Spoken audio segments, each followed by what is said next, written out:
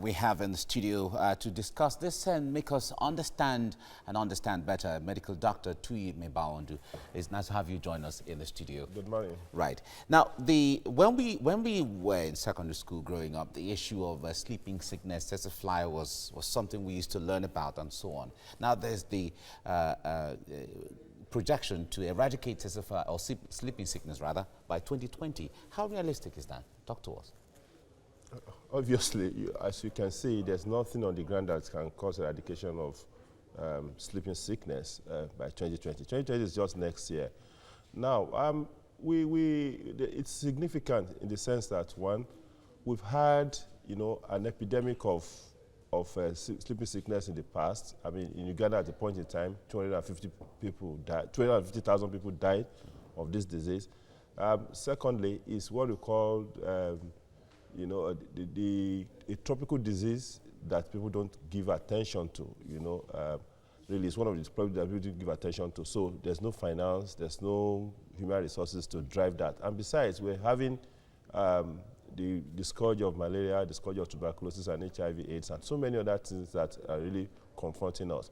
We're not having the sufficient research, the sufficient human resources for health.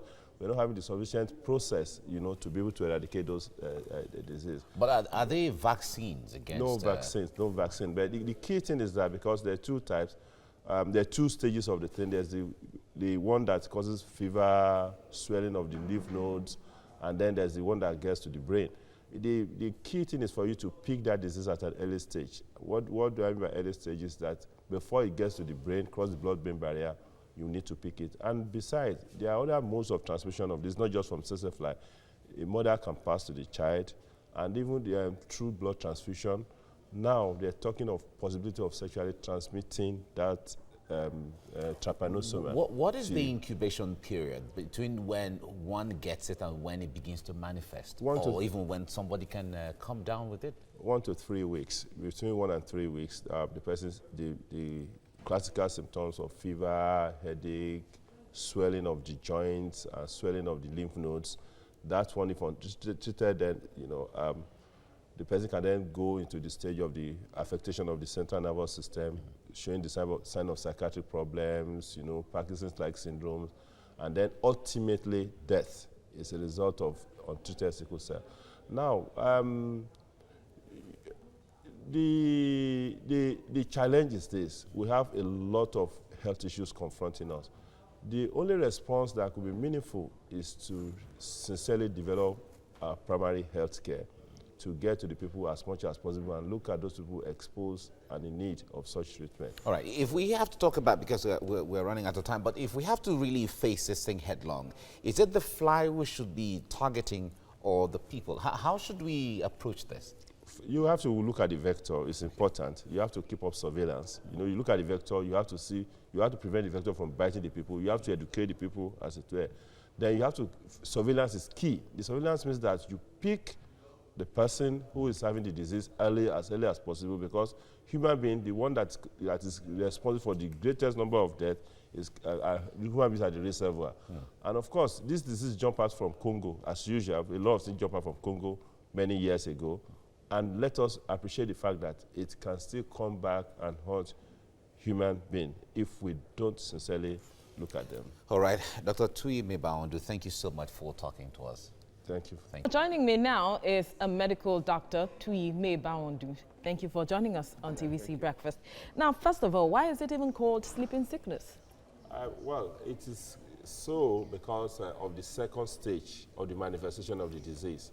The second stage involves involvement of the central nervous system, and there will be a disruption of the circadian rhythm or sleep-wake pattern of individual. And as such, the person will have, usually at night they may not sleep, but during the day they fall asleep often, and then you have to really beat them to wake them up from that sleep. Wow. And they'll fall asleep again because of the affectation of the central nervous system. So that is why it is called sleeping sickness. So whoever finds himself sleeping that much has to go check himself? No, it's not that. First of all, you have to be in an endemic region. You must be a rural person, stay in that, and have the history of being beaten by that tsetse fly. All right, So, now let's talk about the government intervention now. It's trying to use sterile tsetse flies to fight this disease. How optimistic are you that this would work? Again, let's first of all look at it. The rural region and the tropical region in Nigeria is quite extensive, and then you need to really release that large number to have that effect. Yes, we know that the Pan-Africa, tsetse and Trypanosoma Eradication Committee are working on those areas. But the first thing essentially is that you have to up surveillance. Diagnosis is difficult. You need to retrain people that can look at it and not just look at somebody who is tired and say that you have trypanosomiasis. Then you need the laboratory people to look and pick the thing up. You need public education. Those things need to work together. Yes, trypanosomiasis is a neglected tropical disease. There are about 30 lists on that thing. And then the one that we are focusing on, tuberculosis, malaria, HIV. There could be a co-interaction. When you have co-infection of, say, trypanosomiasis and tuberculosis, what are you going to come out with? The area of thought and research are deep, and we must look at that. Now, for me, I tend to not to really agree with a lot of, what we call a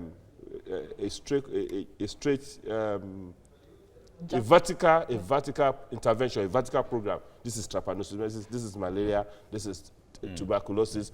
We must be able to interact and cross those things and look at the basic thing that needs to be done. It still comes to the fact that we need to look at our primary healthcare system. We look at the tropical area. We look at where these things are endemic and create a robust intervention against them. Now, when it comes to the issue of fighting the trypanosoma or the sleeping sickness, as the case may be, we've seen a headlong campaign against HIV, against polio, and all of that. Is it possible to also direct it towards the sleeping sickness? Yeah, we should, because these are, like I mentioned earlier, it's a neglected tropical disease. There are about 30 diseases under those things. And why? It's very cheap to actually, for instance, say you're treating a trypanosomiasis or even schistosomiasis, for instance. But it's very, very expensive. If you are going to treat schistosomiasis, for instance, maybe you spend just less than 200 naira per treatment or for person. But to eradicate it is very expensive. So to a large extent, because there's no funding, no research, the disease got neglected. And when you combine the effect of those diseases and you compare it to that of TB and malaria, for instance, it actually, show the same reflection. So for us, it's not to look at the disease, because you're not going to wait on the Western world to do your research for you in every disease that's not affecting them. You have to really be able to create local capacity to deal with this thing. Yes, creating sterile male tsetse fly is part of the intervention, as it were. But again, you need to look at the dynamics that is perpetuating these things. The local area, the interaction with the environment and how climate change is affecting a lot of things, the breeding mechanism of those things, the education, how to make diagnosis, how to drive, people behavior to prevent those things, and how to pick the thing as early as possible. So it's a whole lot, because there's also the talks of the fact that it is trans-border, and so no one country can really solve this problem on its own. 36 countries in Africa, more than 70 million people are affected. Even as recent as 2015, we're having a death, 11,000 people being affected, and more than 4,000 deaths. And the fact is this: because of this mutancy rate of this, the ability to mutate some of these trypanosoma and infectious agents, we can have an epidemic of this thing coming up. It has happened before. 250,000 people died of these diseases about years back in Uganda. It can still happen. So it's pretty fatal. It's fatal. And then when you now combine it, Congo has a way of minting different this thing. The thing jump out from Congo sometimes, move around sub-Saharan Africa, that is facing a lot of health challenges. So for us, the holistic thinking is not just to create vertical programs, to honestly look at how to integrate programs and touch every part of the local area with specialized diseases. So talk to us about the effort towards vaccination against the sleeping sickness. No, I'm not sure. I don't know. Of course, people will be doing research, but it would be better if, for instance, Vom in Jos or somewhere in Yaba here We are trying to work on that in collaboration with some other agencies, trying to work on vaccine. But right now, there's no vaccine. What you do is, if you pick it early and the diagnosis is right, you give you give some medication, maybe Suramine or Melasopra or any of those drugs to clear the thing from the system. And then the other aspect of it is that the fact that a mother can transmit it to the child is there. The fact that it has potential to be transmitted sexually is there. Blood screening, you know, because now... And these are products of mutation, right? Yes. And then the blood screening, it can be... if you transfuse the person, a contaminated blood with trypanosoma into somebody, of course, it can become... the person can now pick trypanosomiasis. Then, the universal safety in the hospital, of course, laboratory people that are handling blood, they also have to be careful, especially when they're coming from rural areas and the fever you cannot identify properly.